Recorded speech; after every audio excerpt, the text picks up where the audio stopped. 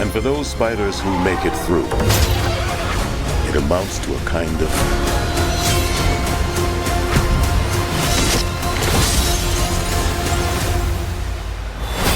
rebirth.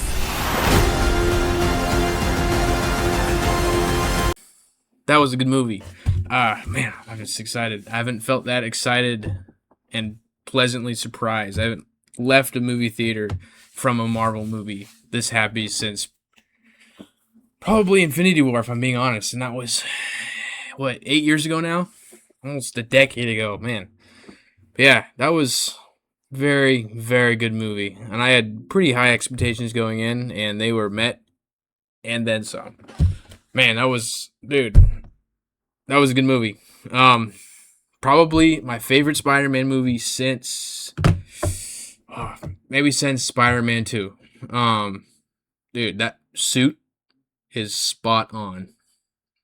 It's such a good suit, straight from the comics, and I love it because you can tell it's an actual suit that Tom Holland is wearing, and it's not just the CGI suit that he's had in, I think, every other movie that he's been in the MCU. It's that physical, tactical, like you can tell he's wearing it. You see the wrinkles in like the arms and like the mask, and it like flaps in the wind when he's swinging. Man, that's an awesome suit. Oh man, and just the colors of the movie. Finally, a Marvel movie that just doesn't look like it has a freaking gray filter over the whole movie. It just makes it look like a bland piece of concrete, like most of the MCU movies do. This one actually had some actual color grading and had some freaking just color and some personality. It was really, really awesome to see. Felt like an actual movie. Man, dude, the action sequences. I haven't played the Insomniac Spider-Man games, but I've seen clips, and I recognize a few of the finishing moves and the fight sequences. Dude, that was awesome. I felt like the clips that I've seen from the game, and I've heard other people say that too that have played the game. The fight sequences and the choreography were just awesome. Like it was not there. All those aspects weren't bad in the other movies, but this one really just felt different, and it was really cool to see. There are a lot of first person scenes where he's swinging and fighting, flipping upside down. And you can see it from his point of view in first person. It was awesome, and it was also good to see a Spider-Man movie that didn't have to do with an alien coming to Earth or him going to space or dealing with some sort of mystical villain. I mean, okay, this is gonna be a spoiler review. Jean Grey is kind of the antagonist of the movie. So she's a mutant, gonna be an X-Men. She's a member of the X-Men eventually, but it's still a boots on the ground type of like he's the friendly neighborhood Spider-Man. He's dealing with things going on in New York and not in space and not with the Avengers. He's just dealing with things going on in his own city. And that's what I think a lot of people have been waiting for with this interpretation of Spider-Man. And that's the issues I've had with the last 3 Spider-Man movies and his appearances in Avengers. While I like Tom Holland as Spider-Man and I like most of the movies, that's the one big criticism I've had is he just, for one, his suit is just a hand-me-down Iron Man spider suit, which with super high-tech like arms on the Iron Spider suit or like all these different AI things on his suit. I was just happy to see this suit that he made. It still has some tech to it, but it was still felt more like Spider-Man and not just Iron Man Jr. So this movie basically follows obviously the events of No Way Home when Peter Parker and Doctor Strange cast out the spell that erases everyone's memory of Peter Parker being Spider-Man, including Ned and MJ. So kind of back to square one how he was when he first started being Spider-Man. No one knows who he is. No one knows that he is Spider-Man, including the people closest to him, which is how it should be. That's the whole point of Spider-Man. So yeah, in this movie, Peter Parker is just living life, fighting crime, living by himself in an apartment. He's kind of lonely because he misses his friends. He misses Ned and MJ, but he knows that what he did by wiping everyone's memories was for a purpose. Even though if that takes something away from him, that's the sacrifice that he made at the end of that movie.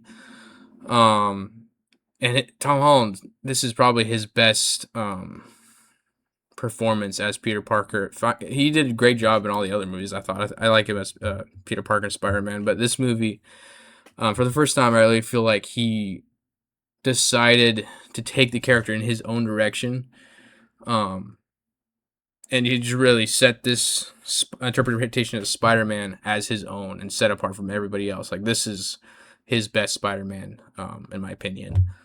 Yeah, awesome action sequences, awesome swinging sequences. The suit looks amazing. The colors are great. It finally looks like a actual movie. Lots of cool action sequences, especially at the end when he's fighting the Hand. The Hulk's fight scene when he and Punisher fight the Hulk is freaking awesome, and I'm so glad that we get actual Hulk back, or Savage Hulk back, after having what's his name, Professor Hulk, for the last couple movies, which I hated that decision so much. It's such a stupid move to have Hulk, like one of the coolest superheroes in your universe, one of the core members, and you turned him into this half Bruce Banner, half Hulk. And he looks stupid. He wears clothes. Like, just bring back Hulk, and they finally do it in this movie, and I'm so glad they did it. It was definitely the right decision. That whole sequence was freaking awesome. Him going toe to toe with the Hulk, even throwing Punisher in there a little bit, was really, really funny. Had some funny moments to it, but it was really, really good fight sequence. But yeah, overall, this was some of the best Spider-Man I've seen in a movie. Top tier. It was really, really cool to see. I do have a few negatives about the movie, but overall, go see this movie. I know it's gonna be hard to get into a theater probably for next week. Everything's sold out. I had to buy these tickets about a month in advance, right when they went on sale.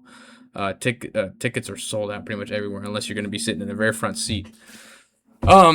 So yeah, the villain of the movie, or the antagonist, is Jean Grey, which most people already knew going in. It was leaked and kind of heavily rumored.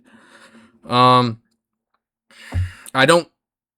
fine with that decision of her being the antagonist. In this movie, though, so the premise is she is taking control of people's minds, because that's what she does, to try to get to Peter and to try to get to MJ. Ultimately, she's trying to find her sister, who also has powers, because the damage control agency in this movie, turns out they actually kidnapped her sister because of her powers. So she's trying to find her sister, and Peter Parker gets entangled in her mission to try to find her sister. So, of course, he's trying to stop Jean Grey, and, of course, she tries to stop Peter from stopping her, obviously. So, yeah, she controls people's minds, but the way they handle it, she kills people in this movie, either directly or indirectly. One of the scenes was she was in control of this construction worker who was talking to Peter. So people she has in her mind control, she can speak through those people to anybody, to Peter. And she's talking to Peter through this one construction worker guy. And then when basically she's done talking through this guy, she makes him walk backwards into the street, and the guy gets hit by a car. That guy died. So it is very strange to see who is going to be a eventual member of the X-Men, a superhero, just blatantly killing people. That kind of felt weird to me, especially at the end of the movie. They try to justify, or not justify, but have you as an audience still sympathize and kind of forgive her as a character. It kind of felt like what they did in WandaVision. Like in that show, Wanda kills a lot of people, if I remember right. She at least holds dozens and dozens of. She holds an entire town captive, and towards the end of the movie, the show wants you to sympathize with her still. Like, no, she's kind of the villain of the movie in WandaVision. She's not portrayed that way in that show, but it's kind of the same idea. So that was kind of, I just felt off. That's one negative I had with the movie.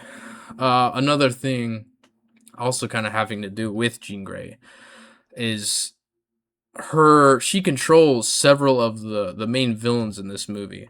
So in the trailers, you get Scorpion, you get Tarantula, and a few other characters. A lot of villains you're going to see are going to be popping up in this movie. They end up actually being in the beginning of the movie as kind of montages of, hey, this is what Spider-Man's been up to since last time you've seen him. He's fighting all these villains. But then towards the beginning of the movie, when Peter's starting to one of the plots of this movie is Peter's DNA is starting to change. So the arachnid portion of his DNA in his blood is starting to overcome and basically multiply, and he's starting to become more spider than he is human, kind of, which is kind of cool, but obviously dangerous. So he goes to speak with Dr. Banner, because Banner in this movie, for the first time, you see him as actual Banner, not Hulk or Professor Hulk, and Banner's wearing this kind of thing on his arm that kind of controls the balance of his DNA, so it basically keeps Banner as Banner at all times, so he won't rage out and turn into the Hulk. So he goes to Banner, kind of asking him about the device, kind of trying to figure out how he would make one himself, not to completely hold back the mutated, if you will, DNA for himself, but to kind of balance it, because he still wants the Spider-Man power. So he just wants a balance, so he doesn't become a total like spider guy. Not being able to control everything, and his senses are all way too high, and so he wants his levels balanced. So he ends up creating it for himself.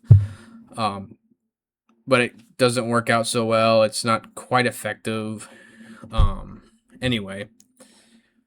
So, at the point of the movie where before he makes the device, he's at the point of his scales, his arachnid DNA becoming way too high and overpowering him. And he goes ham on Scorpion. Like, he almost kills him. He throws him into a cop car by his tail and almost kills the cop in the cop car. It turns out in that sequence, Scorpion is being controlled by whom you will later find out to be Jean Grey. So it's like, okay, it is Scorpion, but she's being mind controlled. And also at the end of the movie, when he fights the Hand, you also realize the entire army of the Hand is being controlled by Jean Grey. And they kind of talk to him. She talks to the Hand. She talks to Peter through the Hand during their fight sequence, and it kind of pulled me out a little bit, because like, yeah, it's cool to see Spider-Man fighting Scorpion and Spider-Man fighting the Hand, and an awesome action sequences and really cool. But in the back of my mind, I'm like, they're just being controlled by Jean Grey, so it just kind of felt like it wasn't. Yeah, I mean, it's not a bad decision. It was just like, oh, they're just being mind controlled. So that was a little that's more of a nitpick, more than a problem I had with the movie. But, yeah, but that action sequence at the end was freaking awesome. Really, really, really cool. One of the last, I'd say, issues I had with the movie is, so Punisher's in this movie.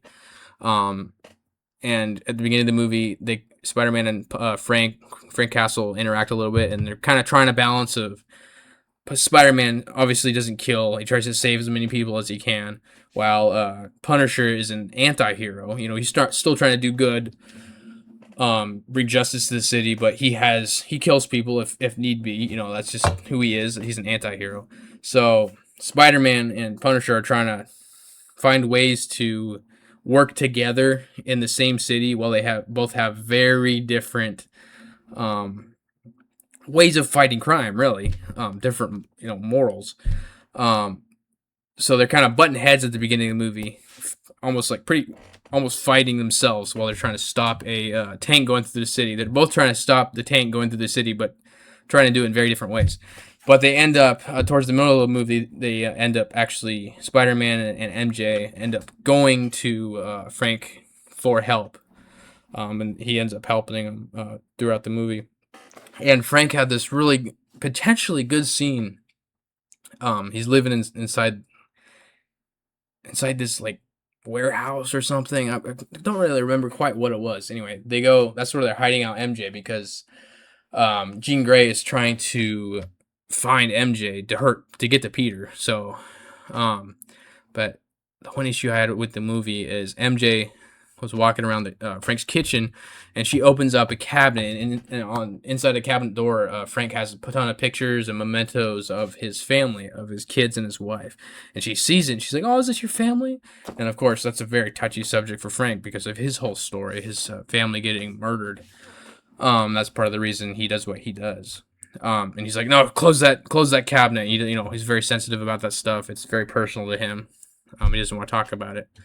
And then that kind of leads to him and Spider-Man having a conversation about, hey, we do the same thing.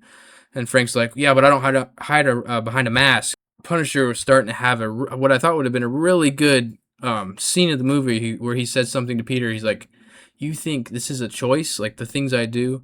No, this is what does he say? This is a curse. This is a sentence. I do this because I have no choice. This is not something I do because I want to. This is my burden that I have to bear. And then that scene is interrupted by I don't remember what. But anyway, Frank doesn't get to continue that scene, and I felt like there could have been a potentially really good character scene for Spider-Man and Punisher, but they didn't really go anywhere with that scene, and I was kind of left wanting more of that. But that was a issue I had with the movie. Yeah. Amazing movie. I loved it. I want to go see it again. Really, really good movie. Yeah, I'd say it's probably the best Spider-Man live action movie we've had since Sam Raimi's Spider-Man 2. I like it's definitely my favorite of the Tom Holland movies, and yeah, it's pretty freaking great. Go see it. Go see it in the theater if you can get a seat. Yeah.